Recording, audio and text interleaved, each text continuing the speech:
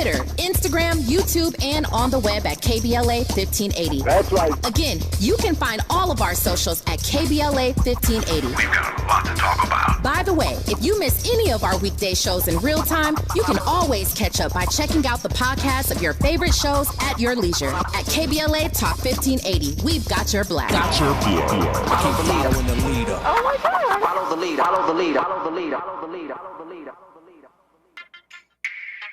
Boop, boop. Ooh, DJ Manta. She always ride with the top down, even with the stroll outside. Ooh, she got the keys to the boutique. She don't do 9 to 5s. 100,000 viewers on her IG live. She do it, make a toast to it. You ain't never heard of that. And then Birkin bag, stupid. You ain't never heard her brag or say that she going through it. I just wanna tap it, boop, boop it one time. Ooh, just give me one night, I can make her mine. Cause I know she done came a long way, and she don't want drinks no more. Ain't bringing no dough to the table. Ooh, you know that your bank account thick. Come back on the weekend, you ain't able. Ooh, she gon' be like, I got it. Pull $1,000 out of side pocket. Ooh, that little bit of drink you tried to buy. Stop it. Bottles on me, the cork look like a skyrocket. Poppin'. Welcome in. Happy Thursday. You were locked in with Jill Munroe on KBLA Talk 1580. Shout out to T-Pain. Is that T-Pain and Kalani? That's my joint right there. Talk about it, T-Pain. You know, the ones that can pull up and drop it. We like that. Listen, you are here to check out the day's trending topics and headlines with me, Jill Munroe, live on KBLA Talk 1580. And tonight, as always, we got a lot to get into. We are talking a mix of healing, honesty, and some hard truths.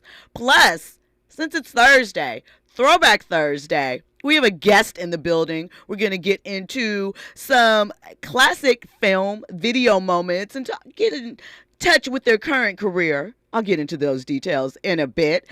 But tonight we're talking Monique and her son. They have reunited, and he's speaking out, this time not with accusations, but with an apology. So we're going to get into the details of that. Shalon Jackson says he wants to make things right after he dragged his mom on social media last year. So we'll get into those details. We're also going to talk a little Cam Newton. His image has been called everything from superhero dad to absent father, deadbeat daddy. And he's had enough. So Cam is talking about how it really feels as a former NFL MVP to be seen as a blueprint for broken homes, you know, him and Nique Cannon. So he's addressing his feelings about that, and we'll get into those details. Plus, you know how we do. We always got to keep you up to date on what is happening with the Diddy trial, and a lot has gone down. So we'll get into those details, you know. From this side of the culture, you know, the side we don't always talk about, where vulnerability and accountability sometimes collide. But one thing is for certain, we're going to get to those receipts. So let's get into the details. Before we do, though, of course, you know, I got to start the night with a couple of conversation starters. Just things buzzing around the timeline that you need to be aware of. First up, Offset. He wants spousal support from Cardi B. He said, pay me. He is requesting spousal support, according to TMZ. The 33-year-old rapper did not specify an amount, but he reaffirmed his desire for joint custody, with primary custody being with Cardi, and he want to be paid. He wants a piece of Cardi's pie. And, you know, social media is already cutting up about that. But, you know, legal experts say spousal support requests are a standard strategy. But usually we hear it from the wife. So, you know, I'm curious as to what your thoughts are around Offset, especially considering that if the rumors are true, and they seem to be true because Cardi and Offset have had very public battles. Do you get paid out for cheating on your wife? I mean, What is that?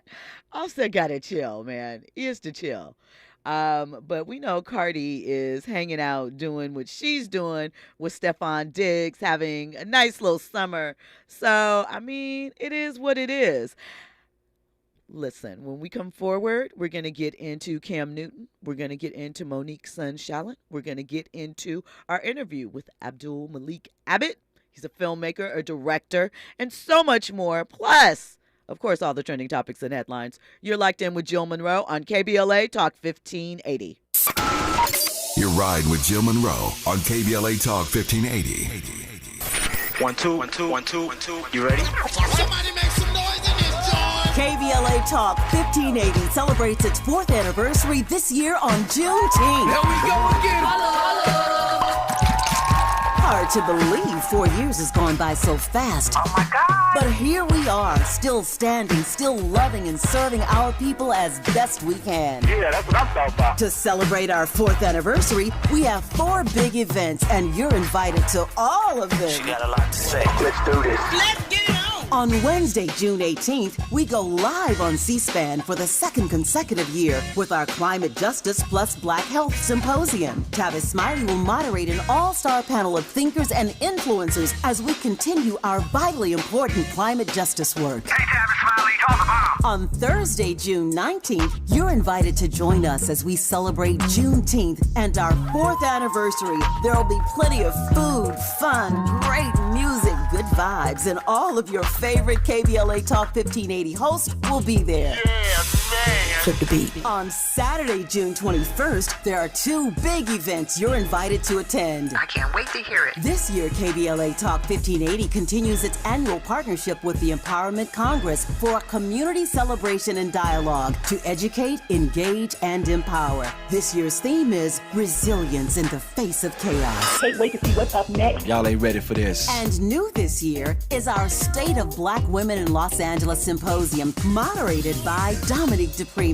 with a luncheon to follow. Dominique will be leading a dialogue with some of the most impactful Black women leaders in Los Angeles, and you're invited to join.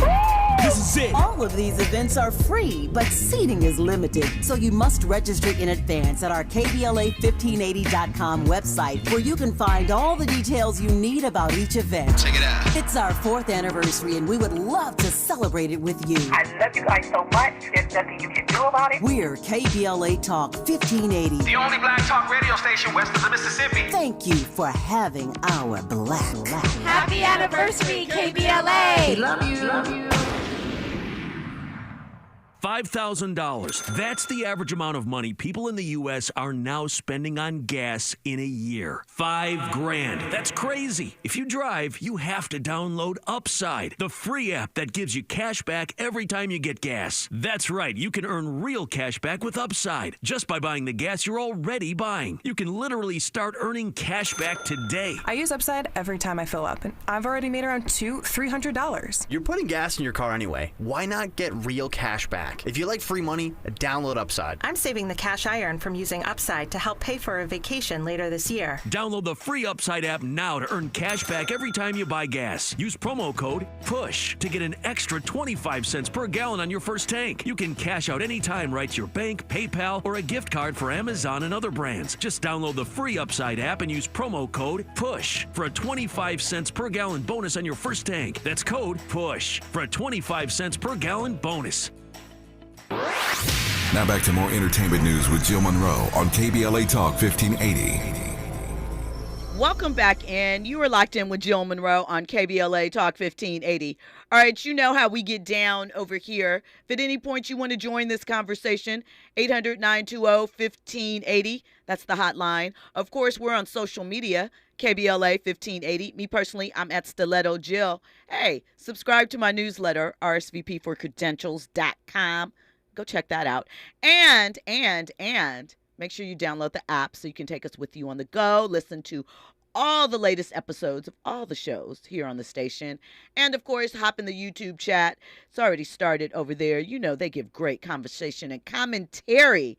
Speaking of, Fahima says, greetings. Monique's vindication was also delayed with Netflix. It was inevitable that it would be delayed with her son as well.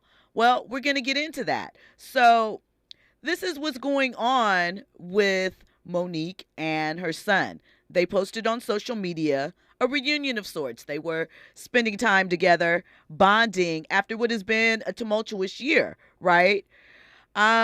We watched the family fallout play out in real time, basically over social media, right?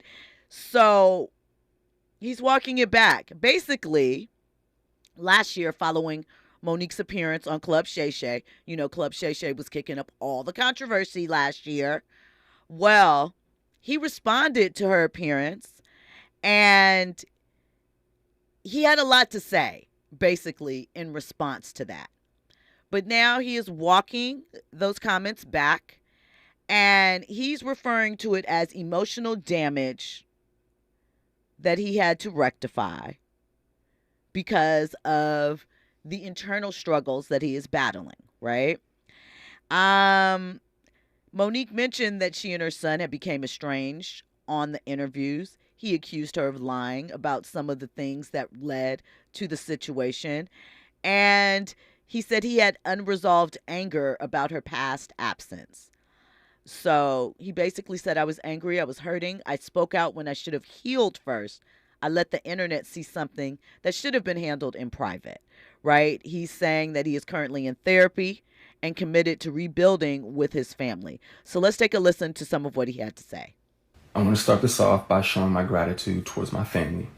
The amount of patience and grace that they have all shown me, especially during times where I did not deserve it, is appreciated more than I can ever express in words. Making those videos a year ago was a betrayal against our family, and I have to take full accountability for it. Why I made the videos and how I was feeling at the time when I made them is irrelevant. I made them and I shouldn't have, period. My family did not deserve the backlash that they received from what I said. Having a life's resume with your family as the one in the family who simply just can't get right, and then finally doing what you're supposed to be doing, didn't give me the right to feel self-righteous when I felt like they didn't notice. My mother and Sydney were very justified to address my mental health condition at the time. I just simply didn't like it. Taking accountability can be hard if I allow it to be. Bottom line, I was wrong, and I shouldn't have said any of what I said. I should have just kept my mouth shut and called my mother. Having that family discussion was hard, and it felt like I spiritually got jumped, but at the end of the episode, my family did pick me up and give me a hug. The love my mother has for her family and the way that she loves life is a testament to her husband. It's a very humbling experience when your little brothers have a valid reason to want to punch their older brother in the face. But it was my brothers who had the idea for us to have the conversation in person, which would prevent me from running from it. And even after they heard all the shit I put our mother through, they still gave me a hug, told me they love me, and then we laughed for the rest of the weekend. Who they are as men and who they are becoming as men is also a testament to the caliber of man Sydney is and has always been since I've known him. My mother wakes up every day with a smile on her face and nothing but joy to give. And I take full accountability once again for taking that relationship away from my children. Now, watching her take pride in making my son's baby. So you get the idea of what he had to say. Now, there's some that felt that he looked like he was reading from cue cards and notes while he was making that statement. Perhaps, we aren't always as eloquent as we would like to be coming off the dome. So maybe he had some notes to guide him through it. But he put that out there that he wanted to make amends, apologize. He attributed it to his mental health. So hopefully, whatever was happening, they will come together as a family and continue to work through it. So salute to them, salute to him for being adult enough to want to publicly address the very public initial comments. It has to be difficult, especially given that he does feel like he was wrong. So to take those steps forward. So kudos to them. Congrats to them. Now, I mentioned that I have a guest.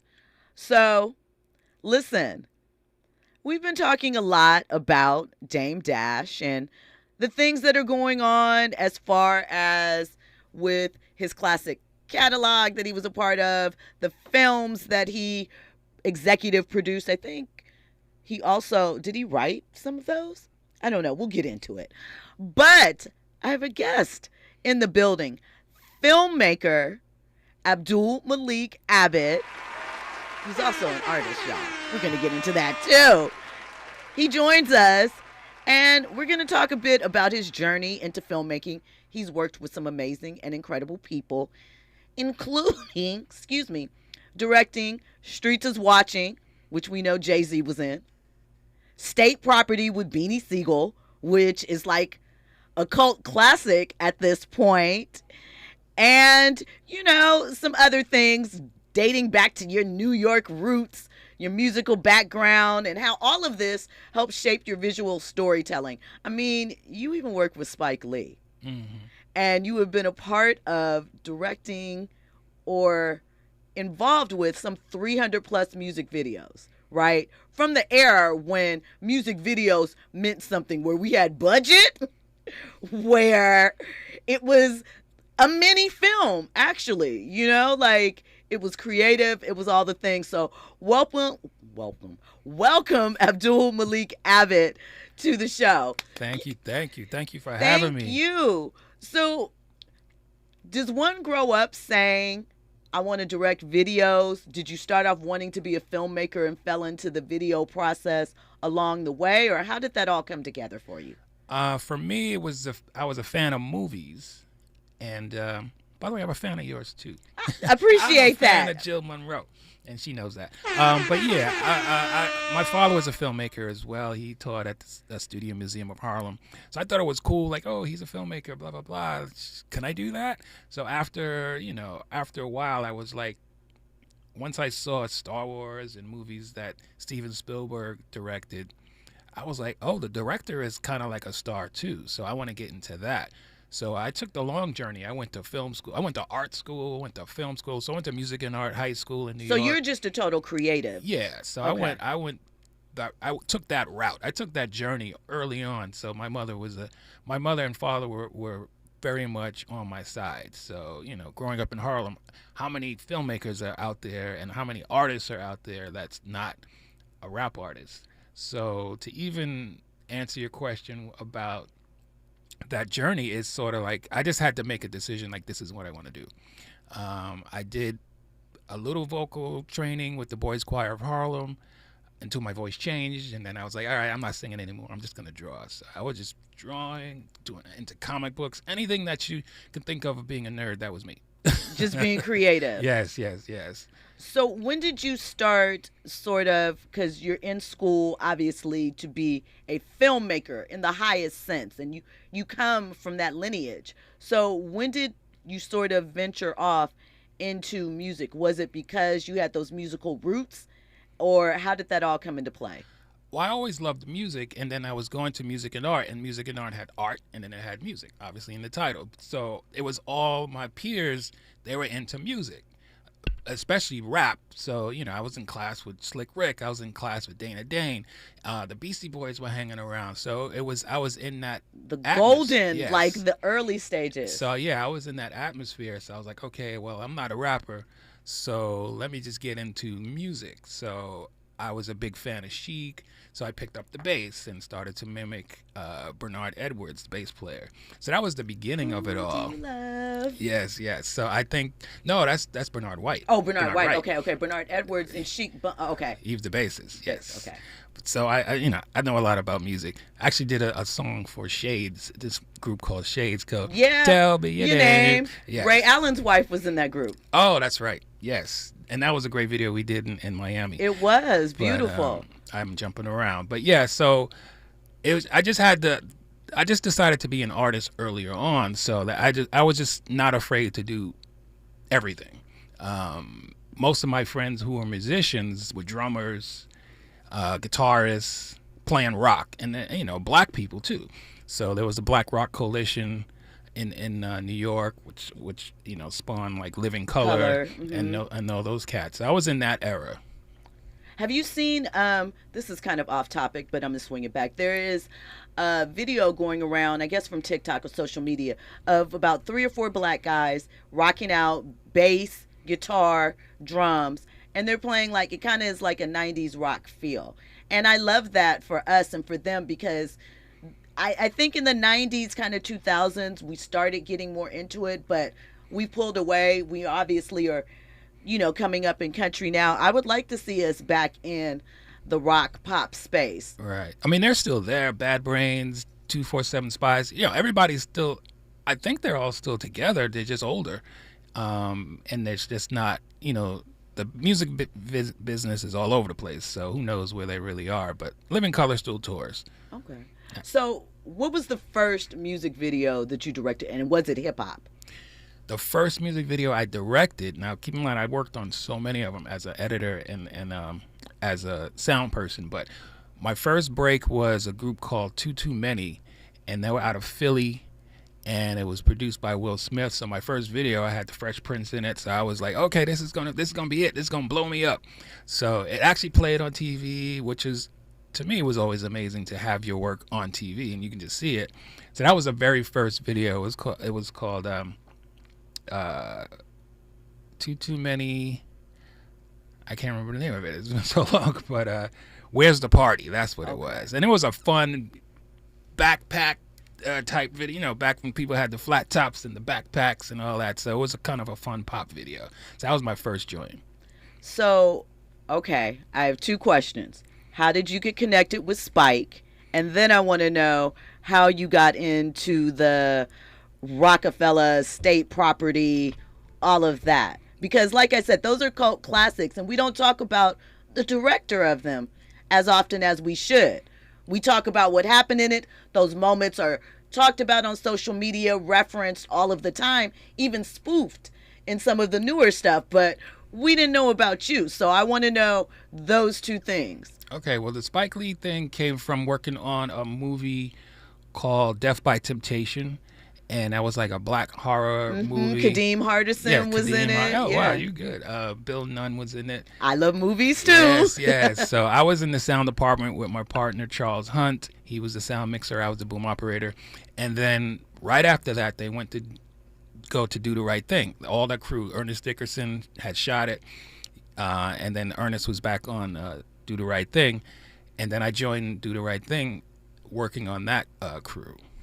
And that's how I met Spike. I knew who he was. You know, I was like, oh, he was my hero. You know what I mean? Because he was doing it. He was in New York doing it. It wasn't not that many black people working. Right. She's Got to Have It, School Days, and then boom, Do the Right Thing after. Yeah, and then after that, I worked on Mo Better Blues in the sound department, and got to work with Denzel and Giancarlo Esposito, and you know, the whole cast was fun. And I was in charge of the music, so I was the one playing that all soundtrack the music. Was incredible. The score, all of that. Yeah, so I was the one who was playing the music on set from a recording, and they're mimicking it, you know, to playback.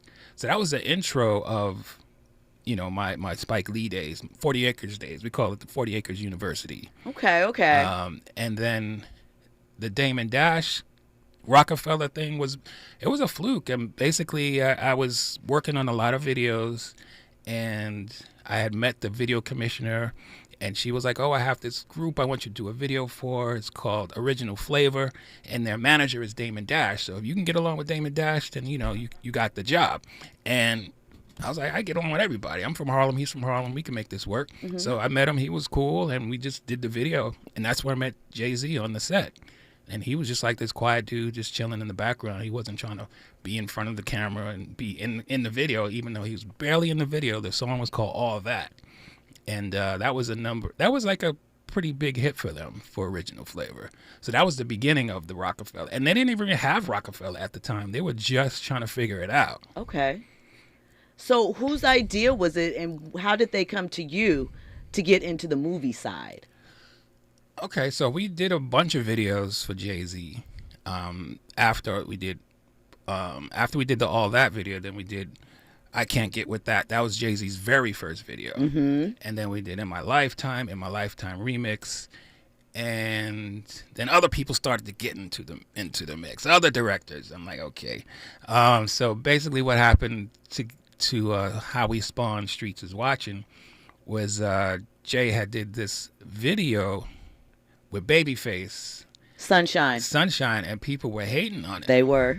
So that's when Damon and Shaka Pilgrim and Biggs and Jay, they all came up with this idea, like, okay, we're going to bring Jay back to the streets. So we need to do this project that's not pop, very street, but still sophisticated enough to represent Jay as, you know, how he is as an artist. So that was pretty much how it came about. It was just like a video album, basically. All right. Well, when we come forward, we're going to have more with Abdul Malik Abbott and, of course, more trending topics and headlines. We're going to get into this Cam Newton story and a little bit of Diddy. And if you got questions, of course, hit us up, 800-920-1580. All that and more on the other side. You're locked in with Jill Munroe on KBLA Talk 1580. No one else knows what I'm thinking.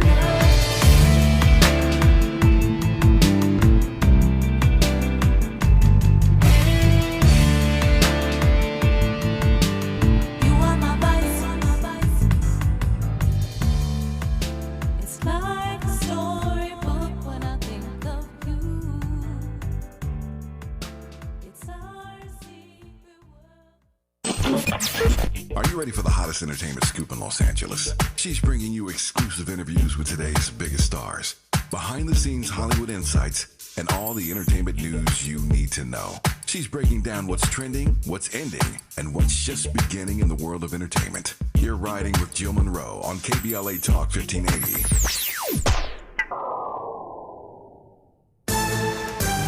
I'm Bree Wood with BIN News Now. Michigan Governor Gretchen Whitmer is reacting after President Trump said he will look at pardoning the men convicted of plotting to kidnap her in 2020. I'm very disappointed that they're even considering it, frankly. When the president was shot at in Pennsylvania, I was one of the first people on either side of the aisle to condemn it. She said she'll be making her thoughts known to the White House, and she hopes what she says will be taken into consideration.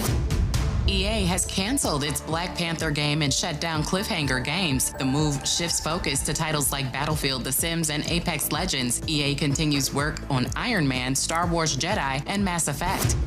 And the original Broadway cast of Hamilton is returning for a special 10th anniversary performance at the Tony Awards. Lin-Manuel Miranda, Leslie Odom Jr., and Daveed Diggs will all take the stage next month. Get BIN News Now on demand 24/7 on the iHeartRadio app. Mid-City crash, 10 eastbound before La Brea. They're clearing it out of the 2 left lanes. Delays out of Santa Monica from Cloverfield. It's slowing in Santa Clarita, 14 northbound leaving the 5, looking better by Placerita Canyon Road. And then you've got some slowing ahead from Agua Dulce Canyon all the way to just before Sierra Highway, where an earlier wreck is wrapping up. It's also a tough drive in Anaheim, 91 eastbound leaving Kramer Glassell, delays ahead to Green River, and the southbound side of the 605. Heading into Pico Rivera, delays from Rose Hills as you continue ahead to just past Washington, where they're clearing a crash. Compassion sponsorship means food, healthcare, education, and more for a child in poverty. And there are thousands of kids who've been waiting over a year. End their wait. Sponsor a child with compassion today. Text the word radio to 83393. This is the KBLA Sports Minute with Ray Richardson. If you're an alumnus of Tuskegee University, one of our historic HBCUs, you should put this date on your calendar. Saturday, September 6, 2025. That's the date when the Tuskegee football team will play their first home game at night in the program's 131-year history. Tuskegee's home field, Abbott Memorial Stadium, never had lights all those years. With the help of Alabama Power, the electricity company in the state, lights have been built at the stadium and will be ready for use this season. The first night game will be against HBCU Central State, located in Wilberforce, Ohio. Abbott Memorial Stadium has a capacity of 10,000. Tuskegee alumni from around the country should pack the stadium for this history-making football game. In this climate of attacks on diversity, Alabama Power stood up for diversity and made a valuable contribution to an HBCU football program. No debates, no speculation, just the info you need. That's your KBLA Sports Minute. I'm Ray Richardson on KBLA Talk 1580. Follow the leader. KBLA Talk 1580. Follow the leader. If you're not following KBLA Talk 1580 on all of our socials, then you're missing out. Download our app and find us on Facebook, Twitter, Instagram, YouTube, and on the web at KBLA 1580. That's right. Again, you can find all of our socials at KBLA 1580. We've got a lot to talk about. By the way, if you miss any of our weekday shows in real time, you can always catch up by checking out the podcasts of your favorite shows at your leisure. At KBLA Talk 1580, we've got your black. Got your black. Keep following the leader. Oh my God. Follow the leader. Follow the leader. Follow the leader. Follow the leader. Follow the leader. KBLA Talk 1580. We've got a lot to talk about. Imagine a Los Angeles where everyone can thrive, where communities have access to the resources they need to succeed. That's the vision of Detours Mentoring Group, Inc. They're dedicated to improving life in LA County by providing educational support, employment assistance, and spaces for community engagement. By 2050, they want LA to be the best place to connect, create, learn, live, and play. They're working toward an education system that's well-resourced and culturally responsive, becoming a hub for artists and innovators, and making sure everyone has access to healthy food, quality healthcare, and safe housing. It's about building a future where we all have the chance to succeed. We invite you to learn more about their mission and get involved with Detours Mentoring Group, Inc. This is a community call to action from KBLA Talk 1580. The Comedy Connection series featuring KBLA's Zoe Williams, the voice of reason, and the alpha male of comedy, Ray Grady. We're going to transform relationship disasters into stand-up material live at Inglewood's Miracle Theater on May 31st at 7 p.m. Pacific Standard Time. My clinical team will disclose all of your dating woes, while the alpha male of comedy, Ray Grady, has hand-selected supremely talented comedians to roast all of our tragic relationship choices. I dare you to bring your ex's phone number, because Ray, he's going to text it live, and the crowd will be sourcing emojis. Tickets are moving swiftly, so don't hesitate to grab yours at themiracleinglewood.com before I diagnose your dating history as a pre-existing condition. You're listening to Jill Munroe on KBLA Talk 1580. Just a Jill. Peeping, watching, streets. Loud. Streets is watching. Check it. Check. Check. Look, if I shoot you, I'm brainless. But if you shoot me, then you famous. What's a nigga to do when the streets is watching? Blocks keep clocking, waiting for you to break. Make your first mistake. Can't ignore it. That's the fastest way to get extorted. But my time is money. At 25, I can't afford it. Beef assorted like a diver. Sharpless as you bought it. I pull a slide back and cock it. Plan to board it. You and your mans get a pass. This rhyme, you're operating off time. Y'all niggas ain't worth my shells. All y'all niggas trying to do is hurt my cells and stop trips to John McNair. Welcome back in. You are locked in with Jill Munroe on KBLA Talk 1580. Shout out to Jay-Z. Streets is watching. You know when hip-hop was hip-hop. We have filmmaker Abdul Malik Abbott in the studio. He is the visual storyteller responsible for the film, the iconic film Streets is Watching. You know, several videos. He's a filmmaker, an artist, just an all-around creative, which I love. When you hear that song, right, and you take yourself back to that time period, what was it like for you as a young filmmaker? Obviously, you didn't know that you were creating a cult classic, but what did you think about what you were laying out at that time as far as your vision? Well, basically, I was fighting to make sure that the artist, meaning Jay, got what he wanted. So I understood that it was in a moment that he was somewhat repairing, you know, his image, his persona. So I didn't feel pressure. I was just like, okay, we got to do this the right way. We got to make sure this is tight. Because they thought he was Shiny Suit Man because he was in the video with Babyface and Foxy and Sunshine, the sample.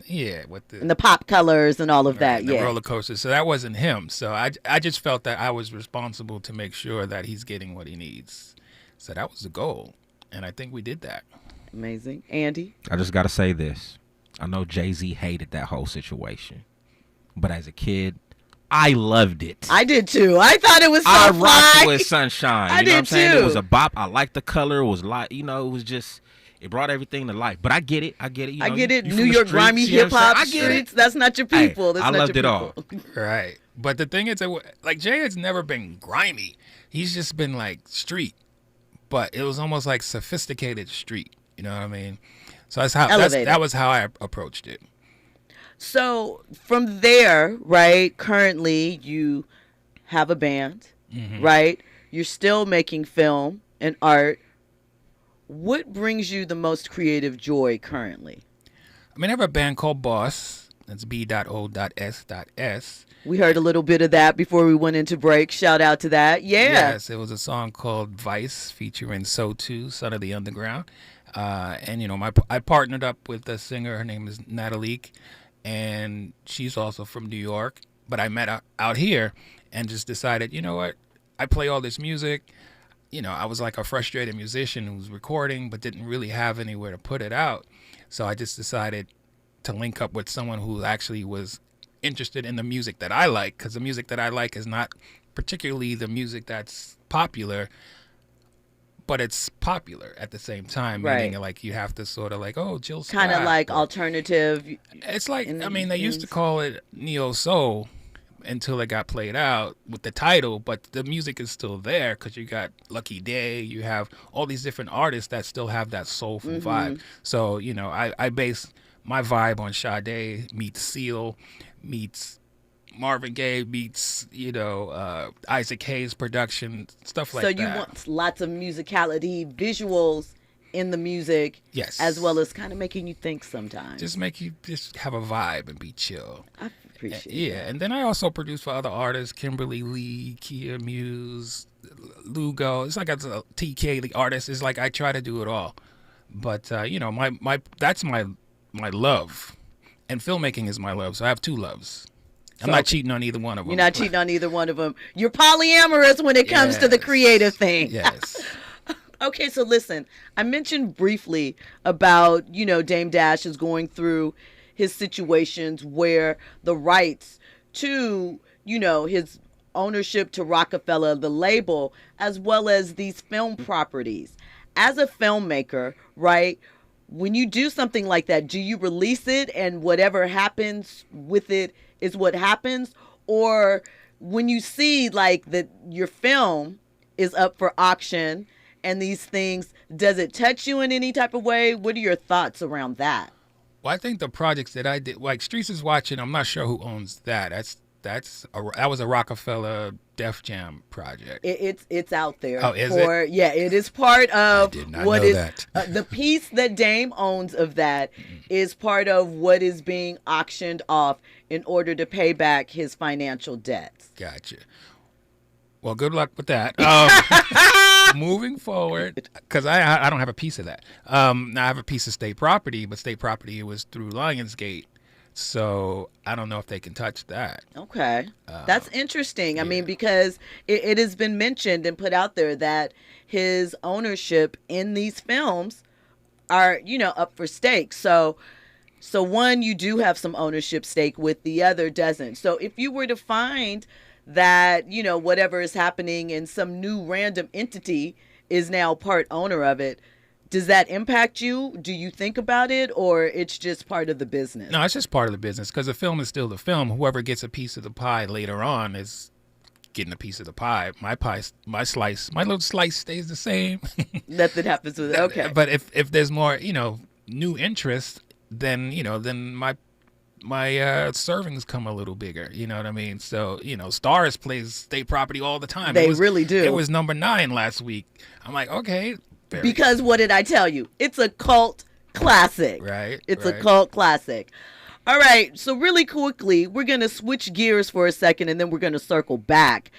Cam Newton, he's got some thick skin, but even Superman gets tired of deflecting the bullets. In a rare emotional moment, Cam opened up about the weight of being blamed for making several broken homes. If you're aware, Cam Newton, I believe, has now 9 children, at least 2 of which are not his biological children, but he does claim them. He has 3 different baby mamas, you know, kind of in that Nique Cam situation. He has 4 to 5, I think it's 5, with his ex, Kia Proctor, 4 that they have together. Kia had an older daughter that he claims as his own. He has 2 with ex-model Lorena Shaw, which is why he Kia broke up. She has an older son, plus the son that they have together. And now he has 2 children with influencer, actress, and comedian Jasmine Brown. So what Cam said is, people say I'm the face of broken homes. That broke me. I've done everything I could to be there for my kids, even if the situation with their moms didn't work out. Let's get into more of what Cam had to say. It took something out of me when people say I created broken homes. And I'm just trying to make my wrongs right. You know what I'm saying? Yeah. Being a public figure and bleeding in public is tough. Yeah. Because you got to be strong. Yeah. I have this saying, where the lions go to lay, where the eagles go to cry, where the warriors go to weep. It's tough. But for me, and I see my seeds and things that I work for the reasoning to give them a better life. And when it was identified, I was like, yo, I never thought about it like that. And they so innocent. They didn't ask for this. Right. And I would always say, I know right from wrong. I just don't always do right. Yeah. Raised in the church, they preachers' kids, they the worst one. I knew that. Well, listen, there's a lot there. I hope you recognize it now, Cam. You know, hindsight is 20/20. You know, he said he tried to be an active dad, a present dad. He's never been a deadbeat. So I just hope that he continues to try and spread that love as best he can and keep that warm family unit, and just understand that there will be challenges. Andy? I appreciate him for his honesty. Yeah. Right. But I also think he needs to, maybe not so much of a campaign, but I think he needs to go out and, you know, speak to the youth about making better choices. 100%. I agree. I mean, look at our young athletes coming up. Anthony Edwards. You know what I'm saying? What's Tyreek Hill? Is that the one that plays for the Dolphins? Yes. Yeah, Tyreek Hill has about 3 or 4 kids born within the same year, just got divorced from his wife, and yeah. Well, then there you go. Cam Newton, I mean, I think if you want to make your spirit right, go out on the campaign and speak to the youth about doing right. I'm not mad at that. Listen, before we come forward, I want to let you guys in on something really quick. You know, our KBLA Talk 1580 4th anniversary events are fast approaching. And seating at all 4 of our special events is getting tight. So I need you to go right now, not later, right now, and register at KBLA1580.com. And let me encourage you to get on this, right? Because we don't want you to be left out. You need to be in the building. I know you do. It's our 4th anniversary. We want to celebrate it with you. If you are planning to join us for our barbecue and celebration on Juneteenth, we're asking everyone to bring a food gift card of any amount for the victims of the Altadena fire, right? Because we continue to give back to a grocery chain or a restaurant. Excuse me. We're grateful for whatever you bring, but we are still there with the families in Altadena. We haven't forgotten about them, and we are still contributing to them. You know, people are still dealing with being displaced from those wildfires. So head over to KBLA1580 rightnow.com and sign up for all the events you plan to attend. Remember, space is limited. The events are free, but you got to be registered. All right. When we come forward, we're going to get into more with Abdul Malik, plus more of these trending topics and headlines. I got you. All that on the other side. You're riding with Jill Munroe on KBLA Talk 1580. JP Morgan Chase offers tips for the local business owners in 2025. Small business landscape is ever changing, and the Los Angeles market is no exception. A startup or legacy business, revisiting your mission statement and recalibrating offerings can renew opportunities for growth and innovations. Programs like Chase for Business Coaching for Impact gives entrepreneurs access to expert guidance, helping you streamline operations, strategize your growth, and navigate complex challenges. Businesses with a clear sense of purpose can navigate any challenge effectively, but also build stronger customer loyalty. Visit chase.com/coaching for impact for more information. This segment is sponsored by JP Morgan Chase.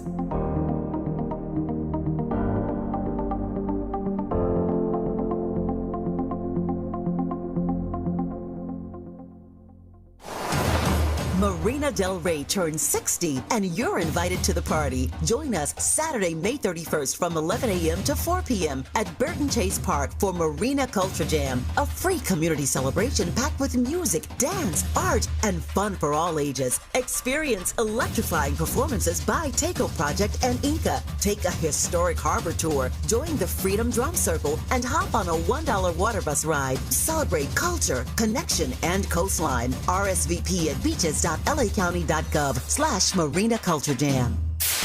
KBLA Talk 1580. We've got a lot to talk about. KBLA Talk 1580, connecting you with services and solutions. The Autopsy Initiative provides a second autopsy free of charge for victims' families who have lost their loved ones due to a police-related death. The services offered through the initiative include the completion of a second autopsy, disclosure of preliminary findings, and a final autopsy report. A police-related death is when an individual is harmed by police officers using deadly force, which results in an individual's death. Police-related death includes in-custody deaths, including those that arise during contact with law enforcement officers during arrest, pursuit, booking, transport, or incarceration. The Autopsy Initiative has a team of board-certified pathologists on call. An autopsy request may be completed by anyone with a close relationship with the victim, which may include the victim's spouse, partner, relative, close friend, or lawyer. To request a free second autopsy for a victim of police violence, please visit knowyourrightscamp.com. That's knowyourrightscamp.com. Then click on Autopsy, then click on Request. At KBLA, we believe in justice for victims of police violence. We say their names, and we don't black down. This is a community call to action from KBLA Talk 1580. You're listening to Jill Munroe on KBLA Talk 1580. Welcome back in. You are locked in with Jill Munroe on KBLA Talk 1580. I'm joined by my guest, filmmaker, director, artist, just all around creative, Abdul Malik Abbott. Yes. So currently, you were telling me that you're working on a documentary of this woman. She's 99 years old. Tell me all the details about her, because I think it's quite fascinating. Yes. Well, she's almost 99. But it's Betty Saar. It was directed by Angela Robinson Witherspoon. It was the widow of the late John Witherspoon. I've been working on this documentary for several years now, and we're pretty much done. I shot it, edited it, co-produced with Angela, and we're on Betty Saar. And Betty Saar is, if you look her up, her name is spelled weird. It's BettySaar, but she is amazing artist, ensemblage artist, world-known artist. And she's like this big, 4 foot something, seems like 5 foot something. Hey, shout out to the 5 footers. Yes, she's got 5 footers. Yes, I'm 5 feet. What? Yes. In the building. So she's got work everywhere, MoMA, LACMA, any major museum. So it was actually a pleasure going full circle to work on shooting an artist, like a artist, not a performing artist or an actor or anything. Visual painter, yes. Mixed media. What type of art does she use? Paint, oils? She does everything. Assemblage art, which is found pieces put together. She does painting. She does watercolor. She does everything. Okay. And her daughter did the statue of Harriet Tubman that's in Harlem. Okay. Which is featured in so many different projects. So I had a really good time working with Angela and putting that together. Okay, and shout out to the late John Witherspoon. Yes, indeed. Comedian extraordinaire. Bang, bang, bang. Yeah, coordinate. Yes. All right, so let me ask you. You work with the African American Film Critics Association. Yes. Shout out to us. Yes. Shout out to Gil Robertson, our fearless leader. Gil, the Godfather. You have your band. You're still involved in filmmaking. What do you want your legacy project to be? I haven't shot it yet. So, I don't know yet. I got to get it shot first. But, I'm also a writer as well. So, I'm still in that mix of just like hustling, development, and anything, all the struggles that you would have as a beginning filmmaker, you still always keep going in circles in the film world, unless you're just lucky to cake off and keep it moving. And I think the perfect example is like one time I had a meeting with John Singleton, and we were just talking. We had did something at the Directors Guild, the African American the African American Steering Committee. We honored him a few years ago, and I went to visit him after, and he was like, "Yeah, I'm trying to get work too." And I'm like, "But you're John Singleton." Yeah. But I think he was just talking about Snowfall, and or maybe it was the one right before that. But he was having, he had some struggles too, and but what made the meeting cool was like, "Oh yeah, I play state property in the office all the time." "Oh, you made that?" And because he didn't know who I was. Cult classic. I'm telling you, you have probably inspired so many young filmmakers they don't even know. Right. So kind of along those lines, right? What is something that you learned from that period of time as far as filmmaking, being a director, the environment that you still utilize today? I think it's mostly just stay close and stay true to your own vision, because if you sort of just go with the flow, you just end with the flow, and then the flow's over, and then you're kind of stuck. So if you have your own vision, at least you can stick out, unless you're just doing what everyone else was doing. So I tried to do the opposite. I tried to tell stories in the music videos. So when I did videos like Dead Presidents for Jay-Z, Shout out to that. Like, really quick, I'm sorry to do this to you. I need a really quick rundown of the videos that you did from Rockefeller, like those Jay videos, like that Beanie video, all of that, really quick. I can't remember all of them, but it was definitely Dead Presidents, which was, I always say the number one. So Dead Presidents was number one. There ain't no N-word was number one. Come on with Foxy. Yes. Where were you guys overseas? We were actually in Miami. Oh, that was in Miami. Okay, yeah. Okay. And then we did 2 versions of In My Lifetime. One was the remix, the Big Jazz remix, and one was the regular. We shot in St. Thomas for that one. Okay. And like these were all like self-funded videos for them for a while, except for once they did the Ain't No video that was with Def Jam as well, and it was for the Nutty Professor soundtrack. Right. So we had a little heat under it. We actually were number one while we were shooting the video. So that was kind of wild. But, my favorite was the Dead Presidents with Biggie in it. That was Presidents to represent me. What about the presidents? Yeah, so that was like one of my favorite joints that I did. And it was a hard shoot, too, because it was freezing. I'm from New York, and it's always freezing when you're trying to shoot. But, we had a good time, and we had a goal, and that was what I would want to circle back. It's like we were going to tell a story, and that was the point, to just stick with that. And then we did the Face Off with Sauce Money, and that had, the booty shaking stuff. But I kind of tried to stay away from that because everybody else was doing it. So you wanted to give them somatic. Right. I love that. Well, first of all, they're already asking in the socials. I was going to get to it. They're already asking in the chat for your socials. So we need your website. We need where we can find you on social media. Okay. My website is Abdul Malik Abbott. Now that's ABDUL MALIKABBOTT.com. AbdulMalikAbbott.com. And if you like the music, the band is called Boss, and it's bossmusicny.com. Instagram is DJ Abby Ab, ABBYAB, and I'm not a DJ, but that's just the name that stuck. I had a quick story. When I was doing my thesis film in school, I had a character called MC Abby Ab, but after a while, people started calling me DJ Abby Ab, so it just stuck. So I tried to separate myself from the filmmaker, from the artist, so I use DJ Abby Ab when I do the music. Okay. And that's at DJ Abby Ab or at Blue Music Productions. Okay. Well, I want to thank you so much for joining us and sharing a little bit about your journey. I could talk to you about all of this for so much more time, but we only have an hour here.